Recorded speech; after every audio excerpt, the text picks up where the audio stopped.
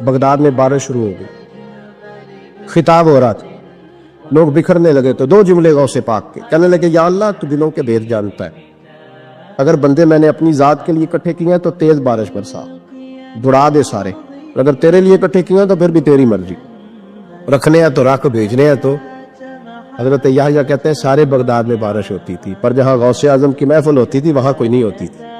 حضرت غوث پاک جیلانی شیخ عبد القادر رضی اللہ تعالیٰ، غوث اعظم درمیان اولیاء چو محمد درمیان انبیاء، غوث اعظم کا ولیوں میں وہی مقام ہے جو نبیوں میں رسول کریم کا مقام ہے۔ ماں کی طرف سے حسینی ہے، باپ کی طرف سے حسنی سید، نانا بھی اللہ کے ولی، دادا بھی اللہ کے ولی، پھپھی بھی اللہ کی بہت بڑی ولی ہے، بہت بڑی ولی۔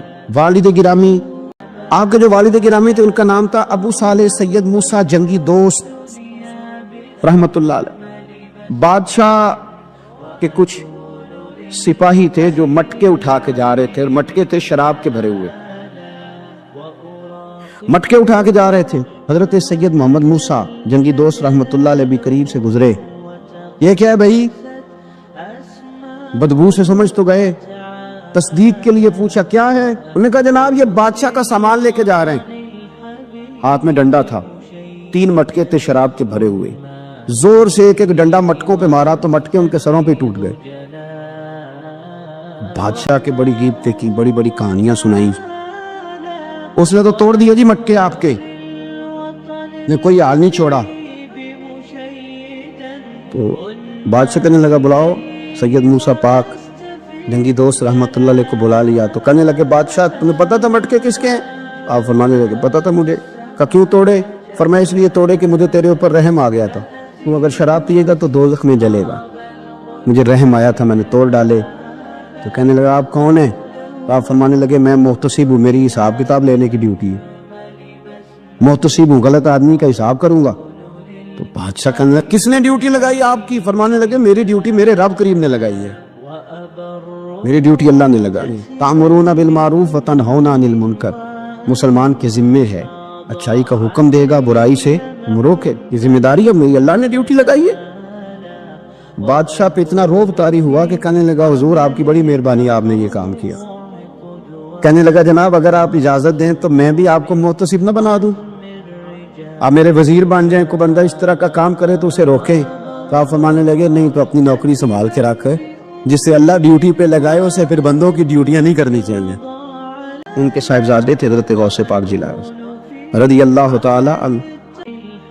تو کہتے میری ماں کہنے لگی بیٹے جب تو پیدا ہونے والا تھا تو مجھے بڑی بشارتیں ملتی، فرماتے ہیں ماں نے نا کھولا بکسا صندوق تو 80 دینار نکالے، فرمایا پتر تم 2 بھائی ہو اور تمہارا باپ کل جاگیری 80 دینار چھوڑ گیا، 80 40 تمہارے 40 تمہارے بھائی کی، یہ 40 دینار لے جا اور جا بغداد چلا جا، جا کے تعلیم حاصل کر، بیٹے میں پہنچ نہیں سکتی خیال رکھنا۔ غوث پاک فرماتے ہیں 12 سال میں نے تعلیم حاصل کی یارو، میں نے پتے بھی کھائے، اور خود آپ کا فرمان موجود ہے، فرماتے ہیں ایسی سختیاں بھی دیکھیں، ایسی سختیاں بھی دیکھیں کہ پتھروں اور پہاڑوں پہ گزرتی تو شاید پگھل جاتے، لیکن میں نے اپنے نبی کا دین پڑھا۔ غوث پاک رضی اللہ تعالیٰ عنہ فرماتے ہیں میں نے دین کا سارا کام کس ذریعے سے کیا ہے؟ ہفتے میں 3 جلسے کرتے تھے، اور 70 ہزار کا مجمع ہوتا، اور بغیر لاؤڈ سپیکر کے تقریریں ہوتی، اور فرماتے ہیں جیسی سمجھ پہلے بندے کو آتی تھی ویسی آخری والے کو آتی تھی۔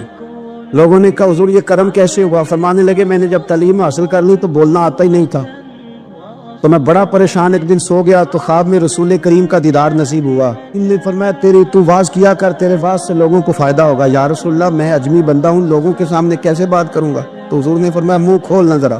کہتے میں نے منہ کھولا تو محبوب نے 7 دفعہ لعاب دہن ڈالا میرے منہ۔ آپ فرماتے ہیں پھر بولتا میں تھا، اثر کوئی اور پیدا کر دیتا۔ حضور غوث پاک رضی اللہ تعالیٰ عنہ نے 40 سال دین کا کام کیا۔ صبح کے وقت فقہ کا درس دیتے تھے، فجر کے بعد کچھ دیر کا ناشتہ کرتے سو جاتے، پھر آ کے مدرسے میں پڑھاتے باقاعدہ بچوں کو۔ ہمارے نا مدرسوں میں سبق تقسیم ہوتے ہیں، سال جب شروع ہوتا ہے نا تو سبق تقسیم ہوتے ہیں، ہمارے مدرسے میں بھی تقسیم کرتے ہیں ہمارے مولانا۔ آپ حدیث پاک پڑھائیں گے، فلانا استاد منطق پڑھائے گا، فلانا فلسفہ پڑھائے گا، فلانا یہ سبق تقسیم ہوتا ہے، فلانا قرآن، فلانا حدیث، فلانا فقہ۔ تو غوث اعظم کے مدرسے کے جو ناظم تعلیمات تھے وہ کہنے لگے حضور سبق بانٹنا ہے تو آپ کو کون کون سا سبق دے دیں، کون کون سا پیریڈ پڑھائیں گے؟ تو آپ فرمانے لگے نہیں پیریڈ رہنے دو۔ حضور پھر فرمایا اس طرح کرو، لائق لائق بچے تم رکھ لو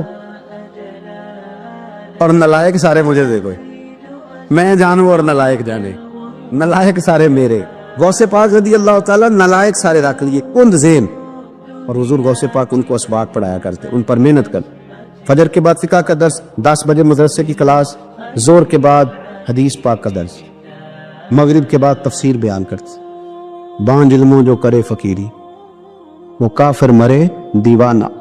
اور عشاء کی نماز کے بعد ہفتے میں 3 جلسوں سے خطاب، اور یہ سارے کام کر کے نا تو پھر بھی غوث اعظم جب دنیا چلی جاتی تو وضو کر کے مصلی پہ بیٹھ جاتے، اور 40 سال بیت گئے، ساری رات اللہ کی بارگاہ میں عبادت کرتے۔ 40 سال حضور غوث پاک کو اللہ نے بڑا اعزاز دیا، کتابیں لکھی، ڈیوٹی کی، محنت کی، کوشش۔ ایک عیسائی مسلمان دونوں جھگڑا کر رہے ہیں، غوث اعظم گزر رہے ہیں، جھگڑا ہو رہا ہے۔ عیسائی مسلمان سے کہتا ہے ہمارے نبی صلی اللہ علیہ وسلم نے مردے زندہ کیا، تمہارے نبی نے بھی کو کیا تو بتاؤ۔ مسلمان پڑھا ہوا نہیں تھا، حالانکہ نبی پاک نے بڑے مردے زندہ کیے، پڑھا نہیں تھا، بتا نہ سکا۔ غوث اعظم کے کان میں آواز گئی تو جا کے عیسائی کا بازو پکڑ کے جھنجھوڑا، فرمانے لگے کیا کہا تم نے؟ میرے مصطفیٰ نے مردہ زندہ کیا تو بتاؤں؟ فرمایا تو نبی پاک کی چھوڑ، میں غلاموں کا غلام ہوں، میں غلاموں کا غلام ہوں، مجھے بتا کون سا مردہ زندہ کرنا۔ تو چھوڑ حضور کی بات نہ کر، میں غلاموں کا غلام ہوں، مجھے بتا کون سا مردہ زندہ کرنا ہے۔ پرانی قبر پہ لے گیا، کہنے لگا دی اگر نہ ہوا تو؟ غوث اعظم فرمانے لگے جو تو کہے گا وہ میں کروں گا۔ تو کہنے لگے اگر ہو گیا تو؟ تو غوث اعظم کہنے لگے نہ میرے خانقاہ پہ جھاڑو دینا، نہ میرے برتن مانجنا، نہ میرے گھر کا سودا لانا، اگر زندہ ہو گیا تو بس میرے نبی کا کلمہ پڑھ جانا، بس میرے رسول کا کلمہ پڑھ جانا۔ اللہ اکبر۔ اس نے جو سب سے پرانی قبر تھی نا، وہ کہتا ہے یہ ہمارے دادا نے بھی نہیں دیکھا تھا بندہ کون ہے، اس قبر پہ کھڑا ہو کہنے لگا اس کو زندہ کرے۔ تو غوث اعظم رضی اللہ تعالیٰ عنہ قبر کے سرانے کھڑے ہوئے تو دعا کرنے لگے، کہنے لگے مولا اپنے لیے نہیں تیرے رسول کے لیے۔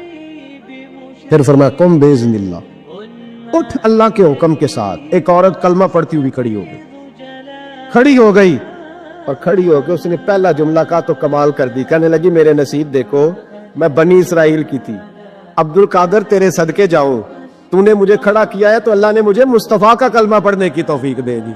اب وہ بندہ دوڑ دوڑ کے غوث اعظم کے قدموں میں آئے، فرمانے لگے نا کلمہ میرے مصطفیٰ کا پڑھنا ہے، حضور کا غلام بننا ہے۔